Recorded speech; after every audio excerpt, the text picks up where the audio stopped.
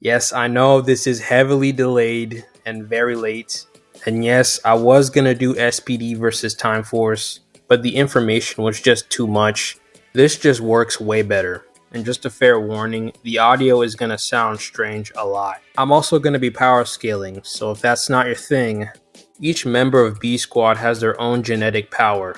Jack can make himself intangible. Sky can create force fields with his mind, and they can even shield them from explosions like this. And they can be used as a battering ram or even as a mid-ranged attack. Bridge can read the auras of both living and non-living things with his ESP powers, as seen when he was able to detect obscurities in the A Squad's aura all the way back in episode 1. Bridge can also do a variety of other things with his ESP powers. Retrocognition, as seen when he used it to see what a group of cryobots were doing earlier that day. Telepathy, as seen when he focused his mind to read Jack's thoughts. Precognition, which is shown when he used it on a group of crybots, saw all their moves and countered accordingly. It should also be known Bridge has to remove his glove in order to use his powers. Z can create multiple clones of herself. The clones can make themselves intangible, though they can't interact with anything while they're intangible. Sid can absorb and take on the properties of matter she makes contact with into her fist, like stone, iron, or diamond, though it's unknown if her entire body can take on whatever she's absorbing, like Kevin Levin or Absorbing Man. Sam can teleport living things and inanimate objects seemingly anywhere he wants, even himself. Even as a child, his powers were able to work on a giant robot similar in size to the Delta Squad Megazord. Doggy states he can hear hyper frequencies, as seen when he was able to hear Sophie's cry for help from several blocks away. Yes, I'm aware Sam and Kruger aren't technically a part of B Squad, but they're still largely involved with the team. Some members of B Squad would have trouble using their genetic abilities while morphed, like Sid and Bridge, whose uniforms would probably impede their powers. Moving on to their equipment, SPD Rangers are equipped with the best and most sophisticated technologies. I'm Dr. Catherine Manx. I run the Equipment Research Lab here at the Academy. I'm responsible for developing new vehicle and weapon technologies for Space Patrol Delta. We like all our Rangers to be equipped with the best and most sophisticated technologies in their battle against invading Trubian forces. They've got in their possession a laser firearm, and a standard issue, field-ready laser firearm. And an SPD morpher that has a built-in scanner, which in the words of Cat Manx, they will assess the guilt or innocence of those you take into custody. The scanner reads body temperature, pulse, and electrical impulses, and renders a verdict, and it does not make mistakes. The morpher can also blast targets with antimatter fusion, which turns them into cards they can't break out of. It's also possible that their opponent has to be weakened or beaten down into submission before they can be captured. This is something I forgot to add, but the morpher can actually entrap people in force fields and blow them up. Not even joking. Additionally, it allows them to transform into the Power Rangers. According to the SPD profiles, the SPD morphers transforms the Rangers into a heightened state of combat readiness with enhanced abilities and strength.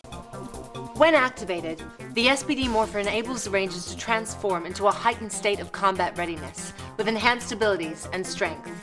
Without these enhanced powers, the Rangers would be helpless against the enemy. Cat adds that without these enhanced powers, the Rangers would be helpless against the enemy. I want you to keep the helpless against the enemy part in mind for later. As for weapons, most of the Rangers have access to the Delta Max Striker, which can be used as a melee weapon in the form of a baton. The pink and yellow Rangers both have explosives located at the bottom of the Delta Max Strikers. The Delta Max Striker can also be powered up for more powerful strikes, though this was kind of just a one-off thing and never used again on screen. It can also be used as a ranged weapon that emits powerful blasts of concentrated energy. The Delta Max Striker is one of the most sophisticated and powerful weapons in the Power Ranger arsenal. Capable of emitting powerful blasts of concentrated energy to its targets, the Delta Max Striker is a weapon feared by criminals throughout the known galaxy. In the skilled hands of a Power Ranger, the Delta Max Striker can be used to subdue or neutralize criminal personnel, as well as to clear away debris or obstacles that might stand in the way of a heated pursuit. The Delta Max Striker can also fire more devastating blasts when powered up enough. This part of the weapon can also be used as a brass knuckle. The other three Rangers have their own unique weapons. The Red Ranger gets a pair of Delta Blasters. Each blaster delivers a powerful burst of concentrated energy. Like the Delta Blasters. These weapons are carried only by the skilled hands of the Red Ranger. Each blaster can deliver a powerful burst of concentrated energy with each pull of the trigger. By themselves, the blasters are amazingly precise and powerful. But when combined together to form the Mega Blaster, these two firearms become one of the most powerful weapons in the entire Power Ranger arsenal. The blasters can also be combined into the Mega Blaster, which delivers far more powerful blasts that far exceed the energy output of the Deltamax Strikers. The Shadow Ranger wields the Shadow Saber, the truest sword in the galaxy, which has a dulled mode then a powered up mode. The blade can even be elongated, as seen in one of the Shadow Ranger's finishers. The Omega Ranger's primary weapon or tool is his Omega Morpher.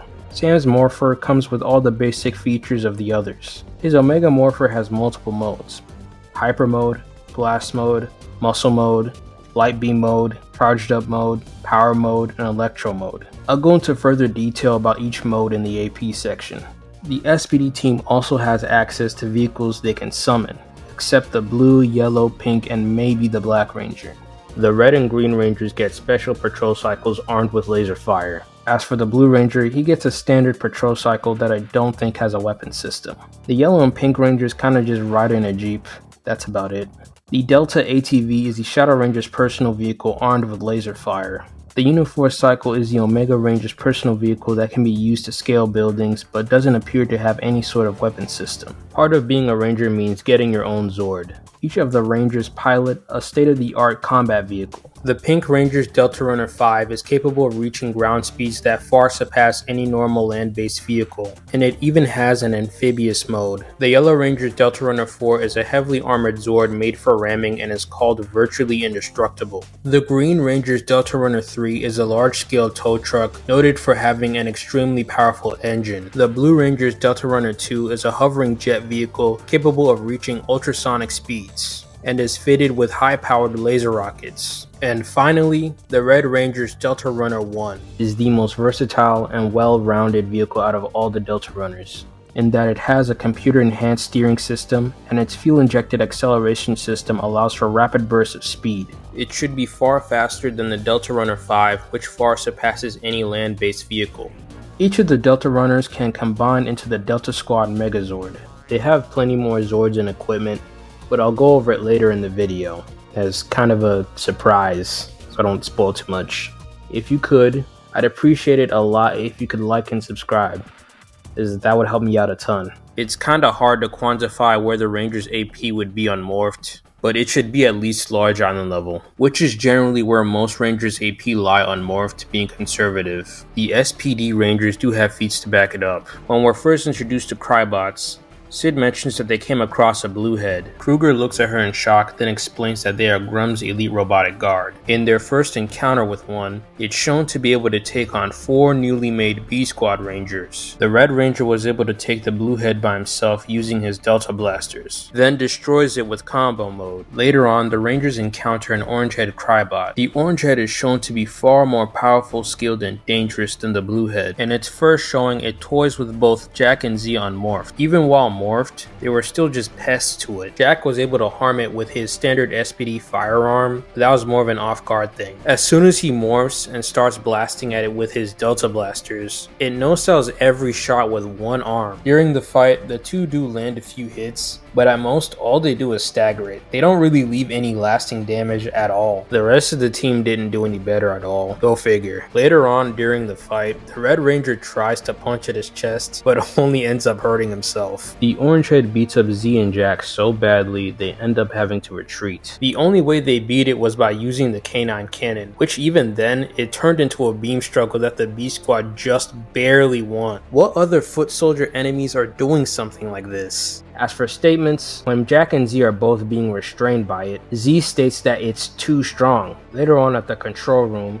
Jack states, "We're also dealing with an Orangehead robot. Toughest we faced. We almost didn't make it off that cliff." After Morgana defeats a couple of Orangeheads, Grum states, "In the future you'll be training with Crybots. I can't have you destroying my best robots now, can I?" So the Orangehead is one of, if not the strongest foot soldier enemy types in all the Power Rangers. Jack, in his second encounter with the Orangehead, needed to use his Delta Blasters in combo mode to destroy it. Fast forward all the way to the end of the season, where we see each of the Rangers are able to subdue these Ranger level opponents only using their physical strikes on Morph, and without the use of their genetic powers. Remember, they're supposed to be considered helpless without their Delta Morphers, yet they went from barely being able to handle one morphed as a team to being able to zero diff them unmorphed, in addition to all the other Blueheads and normal Crybots. So you can see why I'd put them at least large island level unmorphed. While morphed, the B Squad, when they were relatively new to being Rangers, should be multi-continental. They were able to fight and defeat Draco, who merged with the Evil, a stone from the depths of Hades or Hell, used to level mountains and boil oceans. And to do something like boiling oceans would require multi-continental levels of energy output to do so. Draco was already a powerful being to begin with, though he'd end up losing to the B Squad. They were shown to be capable of harming him on their own, so at this point, the Rangers should comfortably sit at multi-continental. Later on in SPD, a criminal named Tomaris would be tasked by Morgana to destroy the Rangers. He presents to her his interdimensional hyperspeed relocator, capable of transporting anyone from anywhere to wherever the user chooses, this dimension or any of the 15 others. When he uses the device on Piggy, Morgana comments on how with the amount of energy the device just put out, the Rangers will be able to find him. Back at the Delta base, Kat says the computer picked up an anomaly in the local energy grid, and that she's never seen anything like it. Jack adds that it's off the charts and it's massive.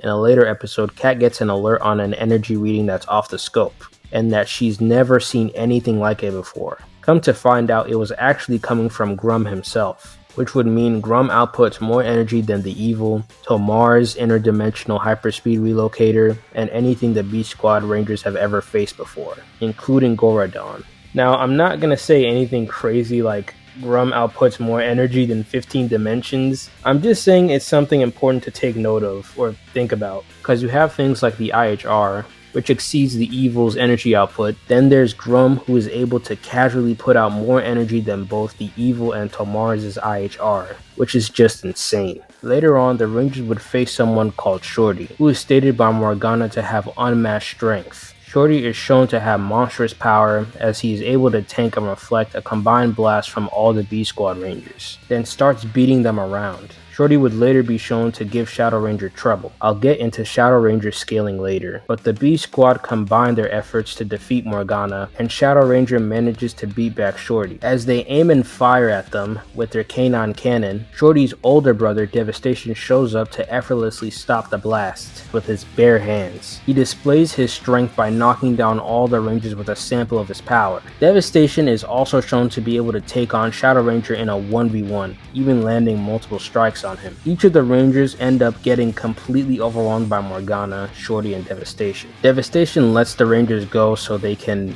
marinate in fear. I'm not even joking. Later on, the Rangers would take on Shorty. He'd again prove to be too much for them. Guy actually manages to hurt Devastation with a barrage of blasts, though this might have been an off-guard thing, as Devastation gets hit by the canine cannon and survives. While he does get launched back a great deal, all it really ends up doing is piss him off to the point where he gets gigantic. Devastation still scales above him. It took all the Rangers plus a 6th Ranger from the future to stop him. Devastation later gets a statement of being the most powerful warrior the Rangers have ever faced. Rum is still greater for reasons I'll get into later, but Devastation gets beat by the Red Ranger in Cyber Mode. Here's where things get interesting. Now, two criminals, Stench and Thresher, steal the schematics for Swap Mode, which is a high-tech exoskeleton, basically power armor.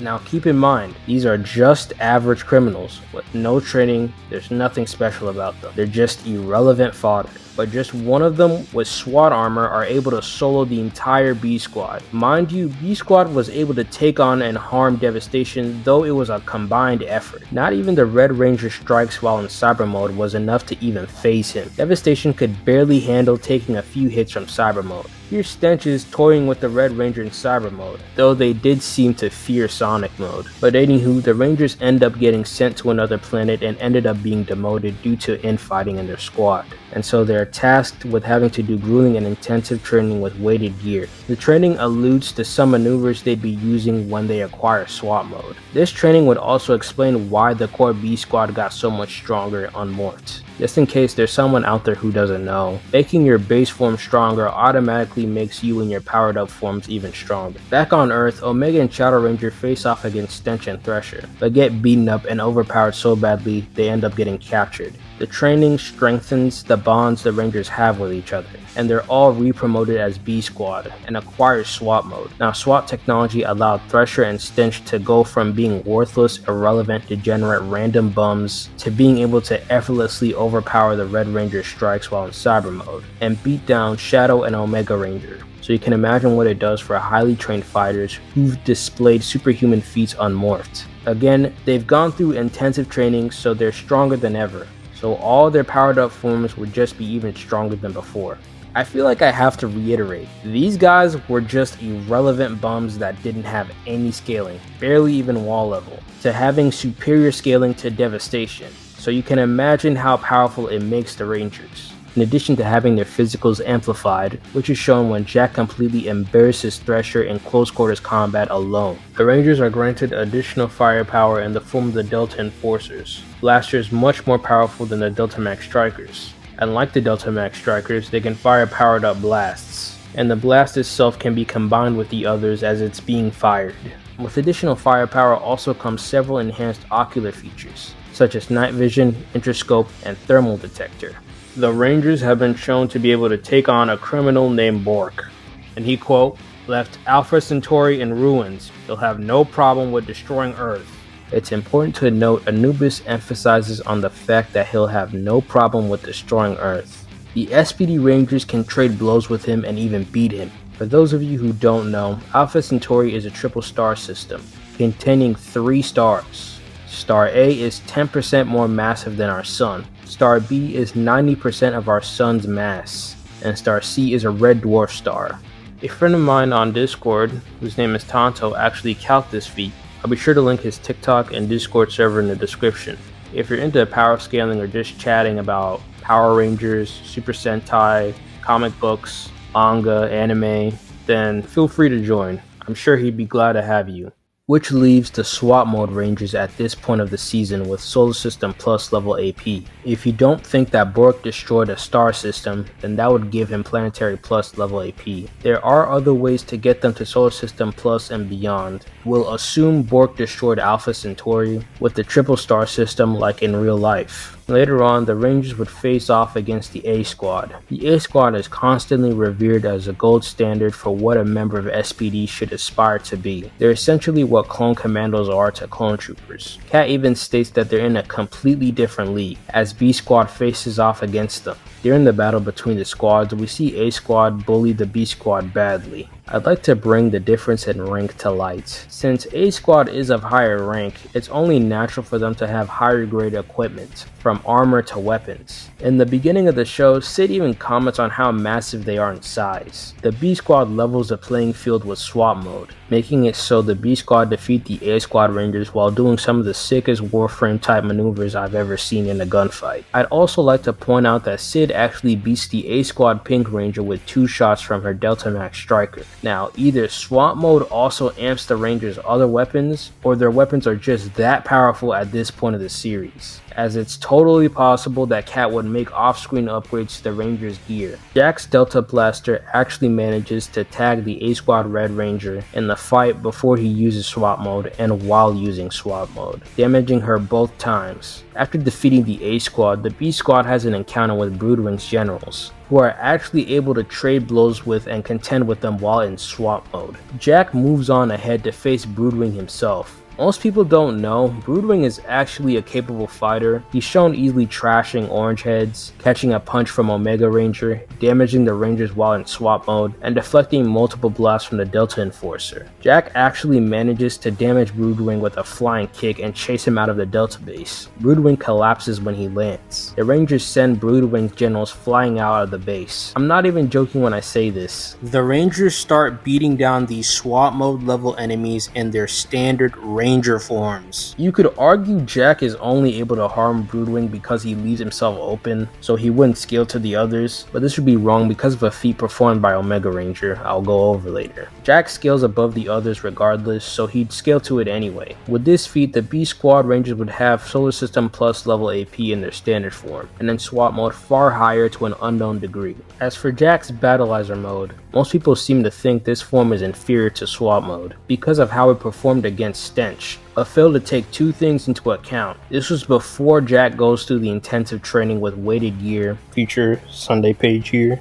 Forgot to add in that Sergeant Silverback actually tells them that they graduated from SWAT training, so it's not just regular training that they were doing. And even the description of the video supports what I'm saying. So yeah, which would make his powered up forms more effective. And in the episode history, when the Rangers are being overrun by Crybots, he decides to go from SWAT mode to Cyber mode, which would imply Jack's Battleizer is more powerful than SWAT mode, because why would he switch to a weaker form when him and his friends, who might as well be his family, are at risk of being destroyed? Sonic mode is the second mode for Jack's Battleizer, so logically that would mean Sonic mode is the Red Ranger's most powerful form. Cyber mode not only greatly amplifies his stats, but also grants Jack an enhanced Delta Max Striker, which he no-diff devastation with. He gets additional armaments, even a crossplate. There are built-in rocket boosters at the bottom of the boots. In Sonic mode, he merges with Rick to ascend to an even higher level. He's able to fly faster with more maneuverability, can fire powerful laser beams from his chest, and gets an even more powerful sword. When he was about to use his full power in Sonic mode against Stench, Stench opted to retreat even though a moment ago he was having fun fighting Jack in Cyber mode. Now I've seen some very wild scaling for Jack's Battleizer, like saying it has Galaxy level AP since it's portrayed as being comparable to Triassic Battleizer. Portrayed how? Because they were fighting the same enemy? Because they were fighting enemies that were already being destroyed by their default Ranger form? Because they both used their finishing attack at the same time? Well, for one, if you could scale every Ranger this way, they'd all be the same strength because of the legendary battle, which wouldn't be true since the Megaforce powers are inferior to the Super Megaforce powers, even with Ultra mode. Some teams are just stronger than others, not all of them have the same scaling.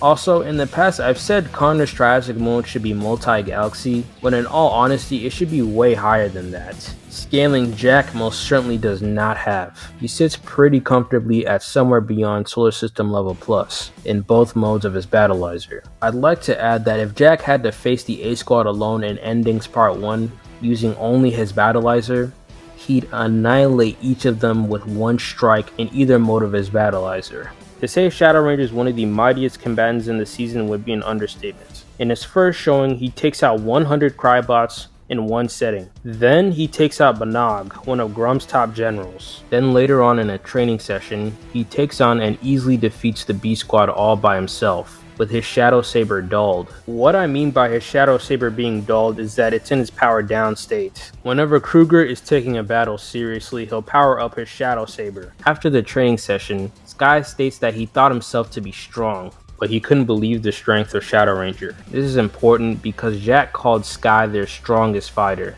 Jack is probably referring to physicality, as Jack scales above the others with his Delta Blaster in combo mode, a weapon packing enough firepower to destroy an orange-head Crybot, back when they were giving the Rangers trouble. In Bridges' words, all of them put together ×2 couldn't beat him ×1, and his hype doesn't even stop there. So serious. When Grum arrived on Earth, he was emitting levels of energy Cat had never seen. 3 of B-Squad's strongest Rangers confront Grum only to be easily dealt with and left alive to send a message to Kruger. The SPD Supreme Commander tries to face Grum in combat. It doesn't end well for the commander at all. Grum actually just starts bullying him for his lunch money. He would have died right there if Shadow Ranger didn't show up to save him. Shadow Ranger lives up to his hype that Sid foreshadows by defeating Grum in one-on-one combat, something both 3 of B-Squad's strongest Rangers and the SPD Supreme Commander couldn't even accomplish, let alone scratch him. So at this point of the series, Shadow Ranger is at the top of the pyramid in terms of scaling, up until Devastation is introduced, who beats him in every encounter they have. He has trouble with Shorty but manages to pull through in the end. It's when Stench and Thresher show up in SWAT armor is when he's outmatched. In the episode where Bork appears, Kruger warns the Rangers that Bork left Alpha Centauri, a triple star system, in ruins. The thing is, Kruger isn't there assisting the Rangers. He's done it in the past, nothing's stopping him from doing it. meaning that he doesn't think Bork is a big enough threat for his assistance. This is pretty good for his scaling, even though a few episodes ago, he lost to SWAT mode enhanced criminals. He could have done lots of intense training off screen since then. It's either you think he got stronger or you think he's currently outmatched against SWAT mode level individuals. He'd have another encounter with Grum and tell him to get off his truck, and smacks him away with his Shadow Saber. He'd fight Zeltrax alongside the Dino Thunder Black Ranger, but this wouldn't really be impressive as Tommy was already handing Zeltrax a can of whoop-ass prior to the other Rangers showing up.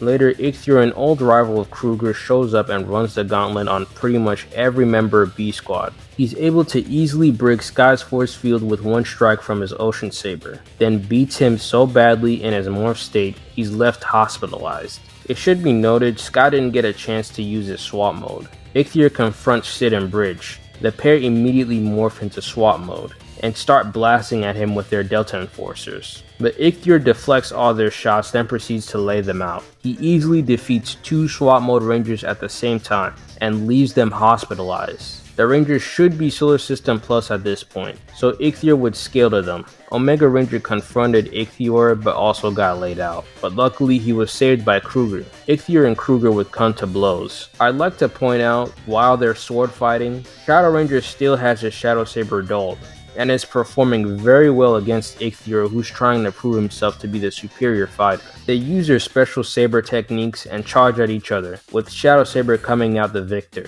Ichthyor starts ratting when Shadow Ranger prepares to turn him into a glorified Yu-Gi-Oh card. Unfortunately for Kruger, Ichthyor's ratting works and manages to catch Shadow Ranger off guard, leaving him hospitalized. But despite being in no shape to battle, he and the other Rangers get out of their hospital beds to aid Jack and Z against Ichthyor, Broodwing, and an army of Crybots. When the Rangers arrive on the battlefield, Shadow Ranger is seen fighting 3 orange-head robots with his Shadow Saber dulled. Again, he's in no shape to be fighting. Ichthyor and Shadow Ranger fight again in the second round with them both powering up their sabers. They have a pretty pitched fight, but ultimately Ichthyor is bested and defeated by an in no shape to fight Kruger, which is pretty nuts. When the Rangers escape from their holding cell aboard Grum's ship, Kruger moves ahead to face Grum, but comes across Mora. He tries to overwhelm him with as many warriors from her book as she can, but he one-shots every last one of them, then turns her into a Yu-Gi-Oh card. Eventually, he and Grum come face to face and trade blows, which automatically upscales Grum from Devastation, since not only would Kruger naturally be stronger from before for scaling to SWAT mode characters, but he's also motivated more than ever to fight, since his wife's life is on the line. Grum would scale above Devastation anyway, as he actually one-shots Jack while he's in Cyber mode, which is superior to SWAT mode, with his motorcycle. In the battle on the ship, Kruger bested Grum, to the point where he had to use Icenia as a shield. Finally, Kruger and Grum have their final battle, with Kruger unsurprisingly coming out on top. Granted, they both might be weakened, but it's still impressive nonetheless. Overall, as Shadow Ranger, he has Solar System level plus AP morphed, and possibly higher AP, with his Shadow Saber powered up. And his unmorphed form would also have large island level or higher. Omega Ranger, the force from the future, and in my opinion, one of the more underrated 6th Rangers. Omega Ranger displays his power by scaring both Devastation and Morgana, after hitting them once using Blast Mode, with Sam stating that he hadn't even warmed up yet. Devastation and Morgana were just adopting the Rangers earlier, and Devastation in particular was piecing up Shadow Ranger, and Sam just scares away the guy who bullied Shadow Ranger with one attack while not even going all out. Later on, Omega Ranger would introduce himself to the B Squad during the conversation. During the conversation, Jack says that Omega Ranger would make a great addition to the team. Omega replies, saying that their out-of-date technology would only get in his way. Z says their technology is state-of-the-art, the best in the world. Omega agrees, but still thinks their technology doesn't compare to his, and wouldn't be much help in battle, which he's kinda right about. Moving on, Omega makes his way to a group of Crybots. As he deals with them, 3 Blueheads shoot down a smokestack, and as it falls towards Omega, he activates Muscle Mode and catches the falling smokestack, then tosses it at the 3 Blueheads. Probably the best lifting strength related feat in the show. A feat that is luckily calced by Tonto. Morgana and Devastation try facing Omega again. He gets kicked through a wall by Morgana and just starts breakdancing. Then he easily counters and sends her flying back with a kick, wards off an attack from Devastation, then punches him in the gut. Morgana tries to take him on again. Unsurprisingly, it doesn't go well for her. Omega kicks her again into a combo, hitting her with Hyper Mode, then hits both her and Devastation with Blast Mode. He gets caught by Devastation's Fury Circle, only because he was busy dealing with Morgana. After the attack, Morgana is still on the ground looking beat and barely conscious, while Omega is up and about, standing proud. Jack saves a drained of energy Omega Ranger from nearly being cut down. The B Squad break through the Fury Circle. It was also a collective effort to knock down Devastation. Omega Ranger ends up finishing him off with Light Beam mode, basically a Rasengan type move. Later on, Murloc and Omega face off against each other. Except Sam's primary goal wasn't to defeat Murloc, it was to free his friends from being trapped inside Murloc's two mirrors on his chest. Earlier, he saw Jack along with his Omega Max Megazord get entrapped by Murloc, and immediately deduced that the two mirrors make an infinite reflection that traps people inside. During the fight, he's still trying to figure out how to get them out. It's not that Murloc is too powerful or anything, he's just way more focused on saving friends he considers family. In fact, when Omega was physically restrained by Murloc, he uses Charge Up mode, a mode that amplifies his stats. With it, he was able to break free from Murloc's hold, and hit him once in the chest, so Sam starts sandbagging until Murloc leaves himself open. Omega immediately jumps at Murloc, then breaks the mirrors on his chest, freeing both B Squad and the Omega Max Megazord. Sam doesn't meet his match until he faces Stench and Thresher in SWAT armor. He tries facing them on his own, they throw him around like he's their little bro. Sam's Electro mode doesn't even work on them either. They actually let him land a blow, only to tank it and nearly pummel him. Sam gets pushed into using his Light Ball form to escape. He comes back to run their fate again, this time with Shadow Ranger's help. Surely this won't go like how it did last time, which should be correct. Instead of only getting beat up, him and Shadow Ranger get beat and captured. This is probably the worst Sam has performed in the series. In the episode Wormhole, Sam harms Zeltrax with a flying punch. I wouldn't really count this as a feat because Zeltrax was already getting beaten up by Tommy. In addition to that, both Sid and Sky blast him with their Delta Blasters, which again are state-of-the-art weapons. Plus Zeltrax was off guard when this all transpired. Later on in the episode Badge, Omega actually manages to impress Ichthyr after hitting him with his Electro mode. Ichthyr gets back up, saying that Omega might even be a challenge, then says, "or not," when Omega starts charging at him. Ichthyr easily beats him and takes his badge. In part 1 of Endings, he is shown to be able to damage and beat down on Broodwing's generals, who are shown to be able to contend with the Rangers in SWAT mode, giving Sam Solar System Plus level AP, and possibly higher with Charged Up mode. I'd probably put him at just below Jack, but above the other standard form B Squad Rangers. Simply because when he tried to punch Broodwing, he ended up having his punch caught with one hand. Jack, on the other hand, did a flying kick. Broodwing used both his hands, trying to block, and still got hurt. Sam wouldn't scale to the current Rangers if they were to use swap mode, since they were able to harm the generals in their default Ranger form. Ignore what he just said. Omega was actually 1v1ing the dude who fought swap mode Jack for a bit, and he like 2-pieces him in the chest. Everybody else is like on duos, while he's like on his own beating this guy up. It doesn't invalidate the AP scaling, it's just something to take note of. So in conclusion, the SPD Rangers sit comfortably at Solar System Plus AP and possibly higher, Jack and his Battleizer being the strongest. As for Megazords, they're more destructive capacity than AP orientated, meaning it's used more for how much damage it can produce to an area as opposed to the force behind its attacks. Now you might be thinking that it's impossible for any character in the show to be more powerful than a Zord or Megazord, which is where again I bring up when Grum's energy was stated to be off the scope, and unlike anything Cat had ever seen before, which includes the Delta Squad Megazord, which was built by Cat so she'd know all of its capabilities. This statement is valid, and Shadow Ranger consistently beats him. Now that I've proved characters are capable of scaling above Megazords, I'm going to go over each of the Megazord scaling. The Delta Squad Megazord is a combination of each of the Delta Runners. When combined, its sheer size greatly towers over entire buildings, It comes with additional weapons and tools like its Mega Blaster, Delta Sword, and Shrinking Cuffs. Its Mega Blaster can deliver powerful laser blasts, has a built-in water cannon capable of one-shotting a being comparable in size to itself.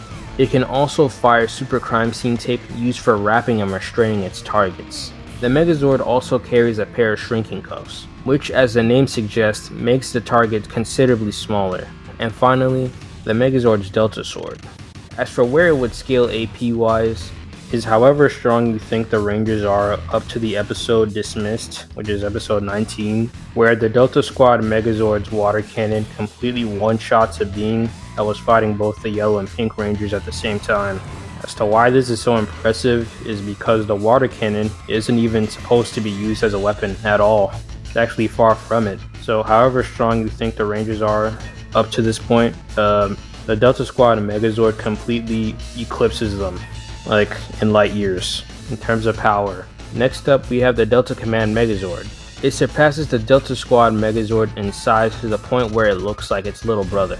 It's vastly more powerful, which is showcased in the battle against Gorodon. The Delta Squad Megazord got embarrassed by Gorodon. Its Mega Blaster was completely ineffective against it. Gorodon even effortlessly swats away their Delta Sword mid-strike, resulting in the Megazord getting held up against its will.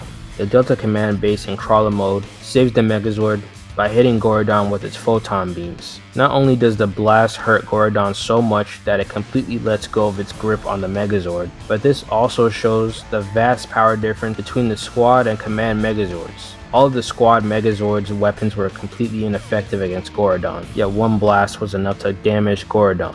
In Megazord mode, the Command Megazord bullies Gorodon with its finger lasers and destroys it with its full power blasts. Later on, the full power blast is shown to have enough destructive capacity to devastate a mountain, and this is something it can fire in fairly quick succession. The Omega Max cycle is the Omega Ranger's personal Zord. The DSM can ride atop the cycle not only for speed but for an additional boost in firepower. It can transform into the Omega Max Megazord. It made quick work of Shorty, whose strikes were powerful enough to harm the DCM, though the DCM should be more powerful as its weapons were more effective on the second Dragul, which is stated to be even more powerful than the first. The DSM and OM can combine to form the Delta Max Megazord. The first Dragul badly outmatched the Omega Max Megazord. When it combined with the DSM, it became so much stronger it was able to no-sell attacks from the Dragul. It easily pieced it up and air-launched it onto the ground so hard it exploded.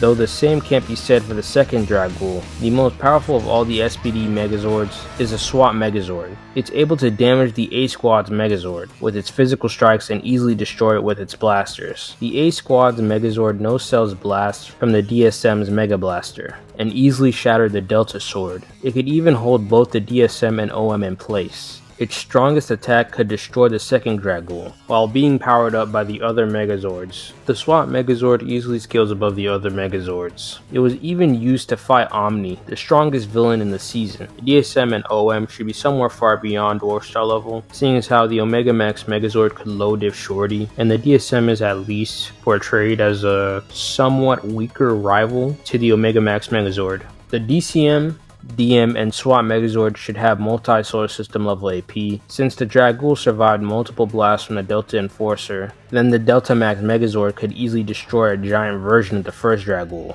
The DCM should as well scale to Solar System Plus, since it was able to somewhat harm the second Dragul. It should scale below the Delta Max Megazord, seeing as how it could just overwhelm it with speed like Shorty did. Then the SWAT Megazord just scales above the rest. You might think they're just peak human characters. There's no way they reach anything beyond peak human speed. To say that they're a lot faster than that would be beyond the meaning of an understatement. Firstly, there are feats of characters easily reacting to lasers, like the Orange Head deflecting a blast from the Blue Ranger's Delta Max Striker, which are stated by Cat to emit powerful blasts of concentrated energy, which sounds an awful lot like a laser.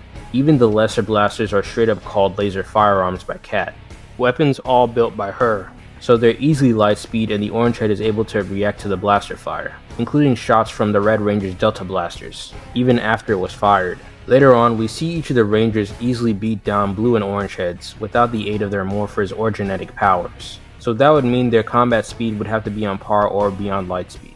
Another example of blatant light speed showing would be in part 2 of the SWAT episodes, is when the B Squad is under fire from laser firing sentry guns. Sid absorbs the metal from Z's necklace, then jumps in front of one of the laser blasts after it was fired, deflecting it into one of the drones. She's even able to evade multiple laser shots with acrobatic maneuvers while also deflecting them onto each drone. Keep in mind, she alongside the others did extremely rigorous training prior to this feat, so she isn't even at 100% when she did this. The others would scale to this as well since they outrank her, but don't get it twisted, she's still a GOAT. Katana was able to deflect blaster fire from Sky's laser firearm without any difficulty. Then Jack was shown to be able to keep up with him during their duel, when both were going all out. Now there are a lot more speed feats I could go over, but there's one in particular that has my attention, and it's performed by Omega Ranger in his first appearance. It's when Devastation fires multiple laser blasts at Omega Ranger, and he catches the lasers. Omega Ranger explains how he did it, stating that by transforming energy waves, he's slowing down time,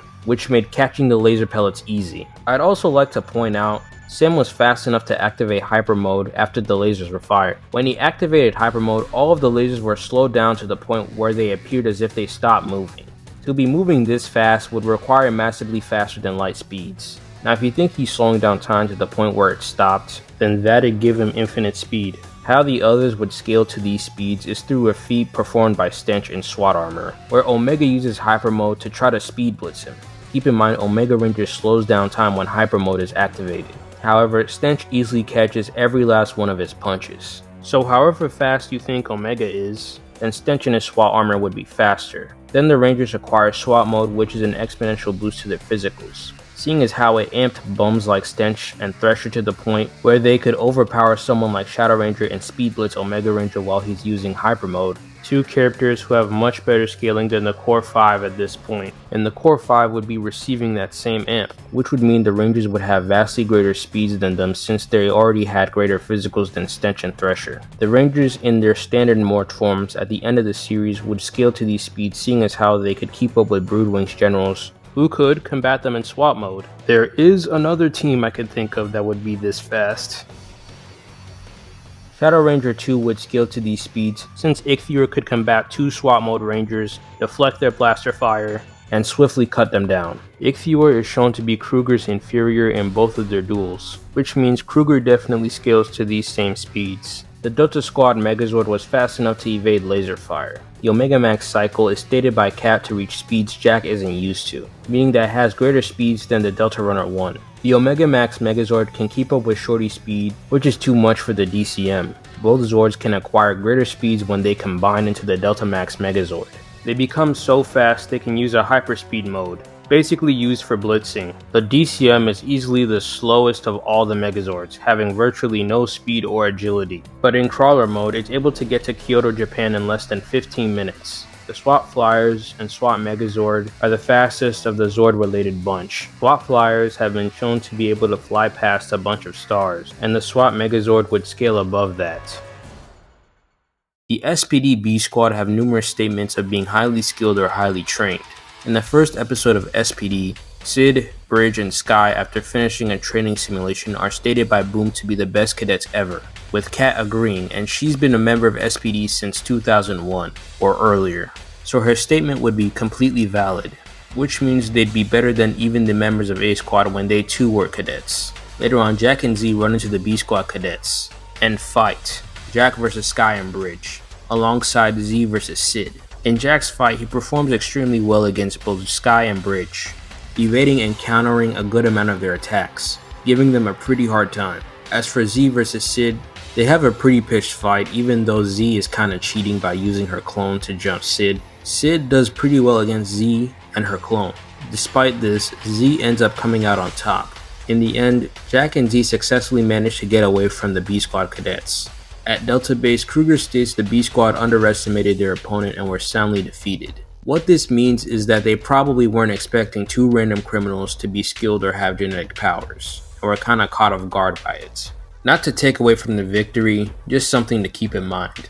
Afterwards, we get a statement from Sky himself when Kruger asks him why he should be Red Ranger. Sky replies asserting that he's on top in test scores, weaponry, and in fighting. Kruger even nods his head in agreement, adding that he's been training to be Red Ranger ever since he was a little kid. likely before or after his father passed. Furthermore, we get another statement from Kat that they've been in simulated training for the last 2 years. This not only makes the cadets more impressive, but also makes Jack and Z look more impressive as well, since they're able to keep up with cadets like this. In round 2 of the B Squad cadets versus Jack and Z, Sky 1v1s Jack while Sid and Bridge 2v1 Z.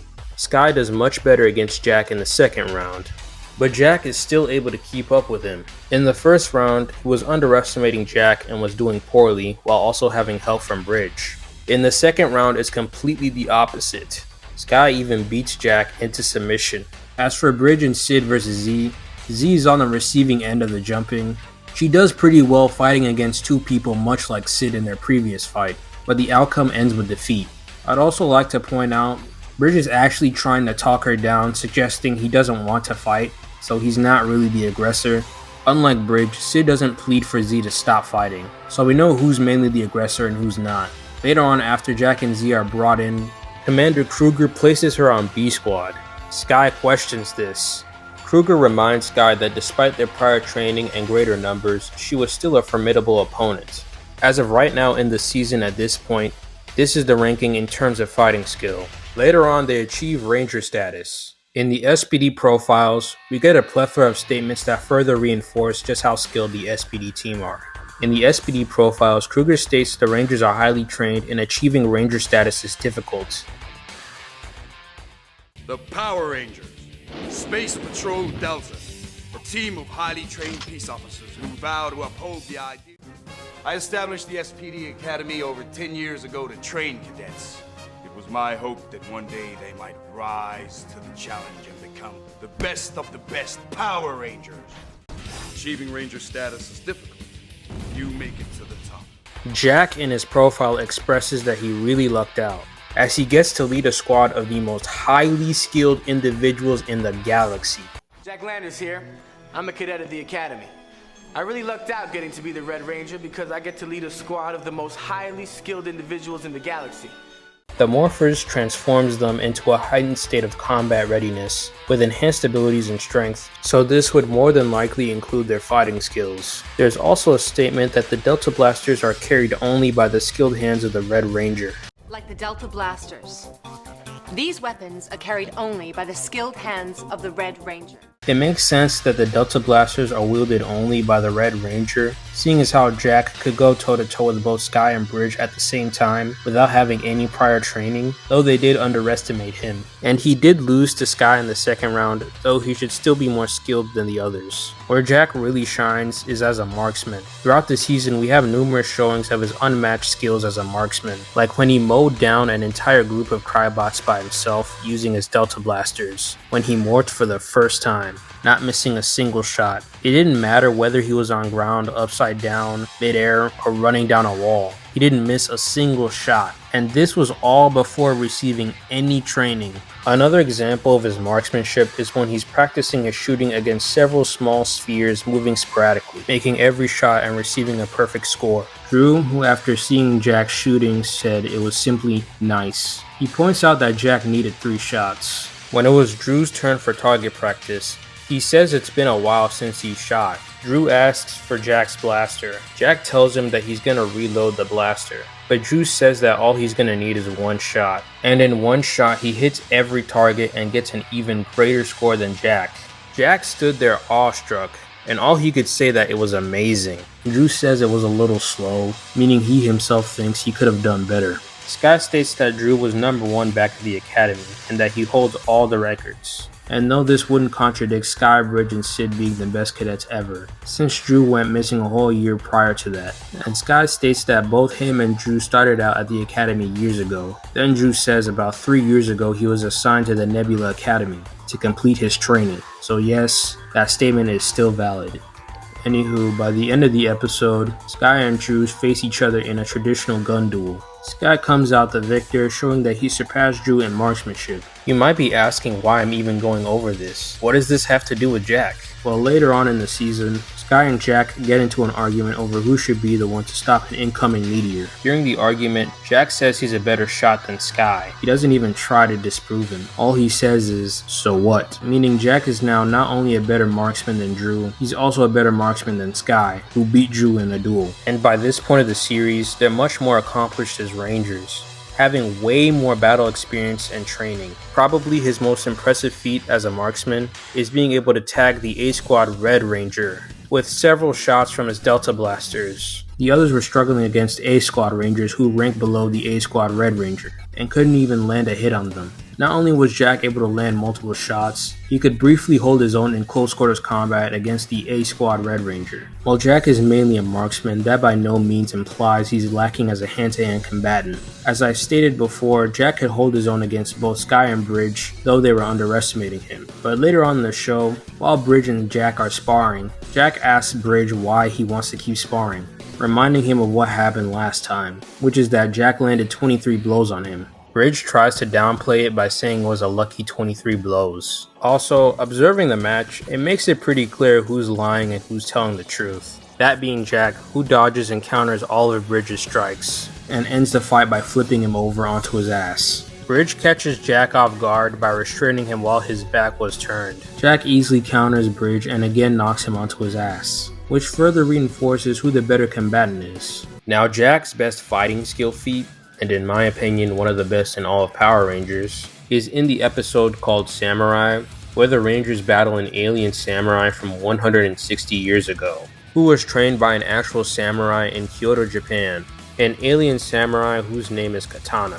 Now after fighting Katana, Jack tells Kruger that Katana is a master swordsman who easily beat all 5 of them. Jack doesn't think he could beat Katana unless he has the Shadow Saber. Kruger gives Jack the Shadow Saber, and Jack leaves to face Katana with what he believes to be the Shadow Saber. Jack faces Katana again, this time on his own, and the two have a sword duel. Jack has a much more pitched fight this time, being able to go blow for blow with Katana. The fight ends with Jack as the winner. At the end of the episode, we learn 2 very important things. The first being that Jack was wielding a fake Shadow Saber the entire time, and it was just a random sword that Kruger found in the closet. Secondly and finally, in Jack's own words, he says, "You gave me just any sword, and I battled the strongest swordsman in history?" Kruger replies gleefully saying, "And won!" And Kruger doesn't correct Jack or anything, he just says, "and won." Jack just beat the strongest swordsman in history, straight up, with a sword from the closet. In fact, during the fight, they both charge at each other using their strongest sword technique, and Jack knocks Katana's sword out of his hand as he's using his strongest move. The sword goes flying out of his hand. That's crazy! And strikes him down, shattering his helmet too. To put this into a video game perspective, that'd basically be like going into a boss fight and then beating one of the strongest bosses with like a regular low tier beginner weapon, like a common weapon, and you just beat his ass. Earlier in the episode, Grum states that Katana was brought to today's time from 160 years ago. This has pretty crazy implications, considering later on in the franchise we learned that there are samurai rangers that have been around for centuries, as stated at the beginning of each PRS episode, as well as Ninja Storm. Pretty much every samurai ranger is trained from birth or at an early age, and would become master swordsmen at some point in their lives. Now Grum says Katana was brought over from 160 years ago, and SPD takes place in 2025. That would mean Katana came from the year 1865, and from 1865 to 2025, we know that there have been 18 different samurai leaders and teams, and Katana would be more skilled than all of them. And Jack's statement about him being the strongest swordsman would be sound, seeing as how SPD had files on even the Dino Thunder team, so why wouldn't they have files on this legendary samurai guy that Grum knew about? And I'm not about to just ignore it because it came out before Samurai, so until there's a guidebook or something, which likely won't ever happen but I hope I'm wrong about, this is a perfectly valid feat for Jack. And yes, there would be characters that scale to or above it. It's just that there's a particularly small amount of those characters or teams. As stated before, Sky was on top in B Squad, in test scores, weaponry, and in fighting, and states he's been getting ready to be Red Ranger ever since he was a little kid, meaning he'd been training to be Red Ranger for a long time and it shows. At the beginning of the show, he beats Jack in their second round, which is interesting because before he had Bridges help in the fight and lost. Additionally, Jack tells Sky he's their strongest fighter. This can either mean strongest physically or strongest fighting skill wise. Sky was also shown to be able to beat Drew in a gun duel in his true form, when earlier in the episode Drew was shown to be a better marksman than Jack and able to take on all of B Squad.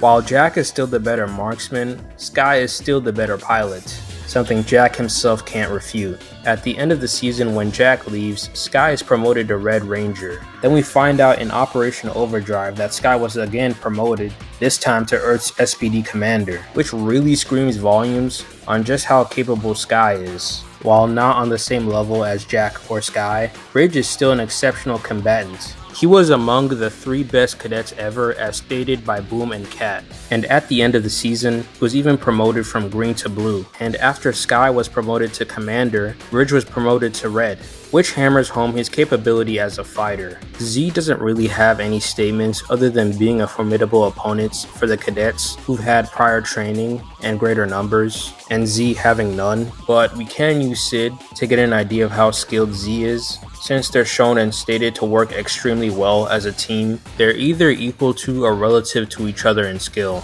Sid, like Sky and Bridge, is also stated to be one of the best cadets ever following a training simulation. Even though she lost against Z in the first round, she did pretty well considering Z was using her clone to 2v1 her. In the second round with Bridge's help and not making the mistake of underestimating her opponent, she's able to beat Z. I'd also like to point out, Sid never once uses her genetic ability against Z in either of their fights, because if she did, she probably would have badly injured or killed her. She's also a highly skilled fencer. She stated that she was world fencing champion for 3 years in a row, and it shows in her fighting style, even yelling on guard while fighting crybots, a phrase often used by fencing practitioners. So if she were to ever cross over to Star Wars, we know what lightsaber form she'd specialize in. Near the end of the episode Missing, as Kruger's congratulating the Rangers, Kruger congratulates Sid, saying that her fighting skills have been honed to perfection. In regards to fighting skills, everyone of higher rank likely also has perfected fighting skills. They all fought opponents more skilled than all of them anyway. The Rangers' ultimate test of skill would be facing their A-Squad counterparts, who've had so much more training and experience that Cat thinks they're in a different league. Base to base, it's shown the A-Squad completely demolishes the B-Squad.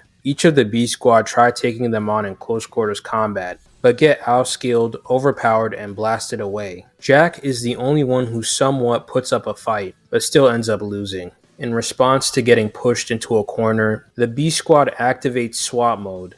Keep in mind, the A-Squad's blasters are still powerful enough to harm them, but even so, the B-Squad beats them down pretty badly. I recommend that you go and watch the fight for yourself if you haven't already, because I can't really put into words just how badly the A-Squad gets messed up. So however skilled you think the A-Squad is, the B-Squad would be much greater than them. Anubis Doggy Kruger is probably the most skilled SPD Ranger. He's got a lot of battle experience. Back at the academy, even someone as skilled as Ichthior had to fight dirty to beat Kruger, and Kruger himself considered Ichthior to be a great fighter. Back on his home planet, he's fought entire armies of crybots, even leaving his mark on Grum, years before ever being a commander or ranger. After cutting down 100 crybots, Kruger faces and defeats General Banag, one of Grum's top generals. Even Banag had to rely on underhanded tactics the majority of the fight. He also displays his battle IQ in a training session with the Rangers, pointing out their strengths and weaknesses while spanking them. He's also been shown to be a highly capable hand-to-hand fighter on Morphed, easily dealing with somebody who could fight the core 5 Rangers, and one-shots that same opponent when he morphs. Kruger is also one of those characters that I'd put at the highest tier of swordsmanship. After all, he is the one who trained Jack in swordsmanship, and teaches him that it's the swordsman that makes the sword.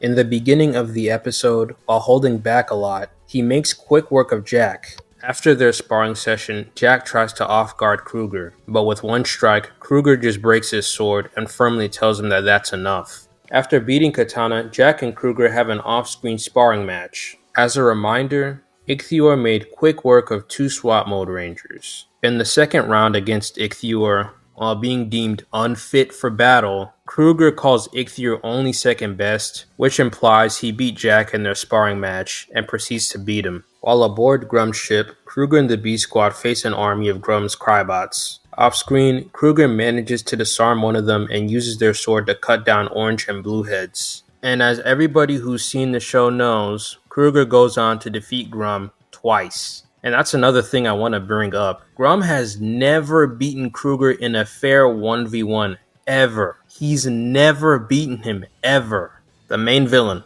never beaten him. As for Sam, not gonna lie, I don't really have much to work with for him, but we do know 2 things. 1, achieving Ranger status is difficult. And 2, SPD trains elite fighters. Both of those things apply to Sam. As for endurance, the SPD Rangers should all have superhuman stamina, as they're able to fight crowds of robots without breaking a sweat, and each of the B Squad Rangers could complete the SWAT training. But I think out of anyone in Power Rangers, Kruger definitely has the most stamina. While explaining his past to the B Squad, he said that when his planet was invaded, they assembled an elite squad of galactic defenders, with Kruger being a member of this squad. Kruger then says they battled for months without sleep.